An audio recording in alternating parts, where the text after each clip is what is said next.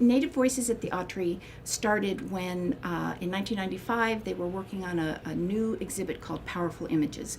Randy and I had already founded Native Voices at Illinois State University, and they invited us to come out and look at what was in their galleries.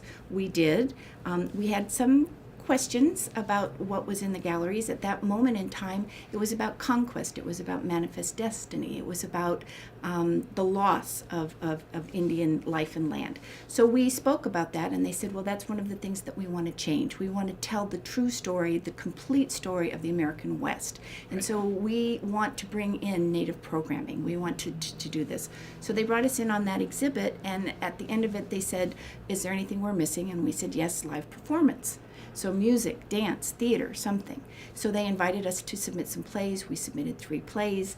They chose a very difficult play, which was a happy surprise for us. It was Marie Clement's Now Look What You Made Me Do. We produced that there and at 8 other museums. It was a Consortium's West Museum traveling show. And when that was done, everybody was clamoring for more. LA Weekly called Marie Clement's a warrior woman. And so we were invited to come back for a 3-year theater initiative, which we did. We set it up like we had in Illinois, which was theater festivals to develop new plays, 3 to 5 plays through retreats and festivals. To date now, we've had over 600 submissions. We've developed over 200 plays. We became the theater in residence officially in 2001. And now we've produced 37 productions. We've toured shows to Australia, to England, to Mexico, to Canada, across the United States. Probably something that's really important is we've produced on a union contract, Yes. and only I think theater nerds know what that means, but are professionals. But the idea is we worked to raise enough money to pay the artists a living wage. Now, people aren't on salary and have health insurance except whatever the unions can provide, but we've worked to raise that amount of money, which wasn't simple in the beginning, but it's changed the stature of the perception of the artists nationwide. And those artists have credits that lead to other employment and other opportunities. And so the idea is there isn't one place Native theater should happen. There are places that activate all the places Native artists should be enfranchised and Native stories are told.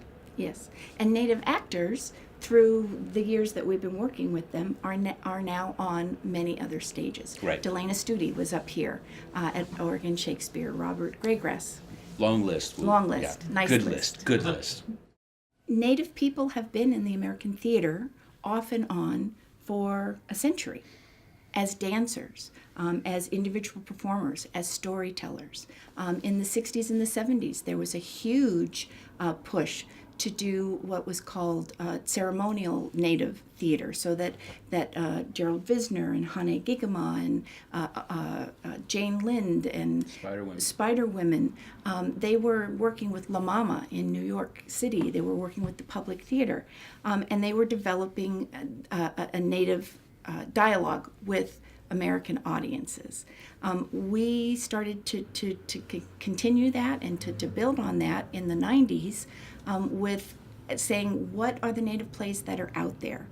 Native Voices has now become more of a contemporary Native theater company, but there are many, many, many Native theater companies out there. There's the New Native Theater in Minneapolis, there's Thunderbird Theater, there's Red Eagle Soaring, there are many, Amarinda, there are many Native theater companies out there who are telling theatrical stories in their own ways. And so I think that we're reaching a very exciting time in the American theater, because all of the different forms of Native theater are now going to be more recognized and coexist within the American theater. There has to be a place within the American theater for all theater. And American arts are ready for a movement where people make art, they see art, and it speaks to their everyday life. I think we don't need as many geniuses. Right. every step of the way, where we're constantly trying to figure out the four people who really have a voice and matter, and everyone else is somehow secondary. I think there are so many voices, there's so much richness in our own culture, and culture is not always aspirational that someone else has and I would seek it if I had enough funds, but whether it's a way of life, you know, and that should be, so this is an opening of a door for a large group of ready artists. So pendulum moment, what I really meant is there are pendulums where oppressed communities have things taken away, and there's the opportunity for empowerment and self-representation. And so we're in a moment where a lot of Native people have had access to education, 2 generations now. So the voice is clearer, and it may not be as native or as traditional that it once was, and that's something that we're trying to rebuild, and I don't mean we, but Native people are trying to rebuild the power of the traditional voice.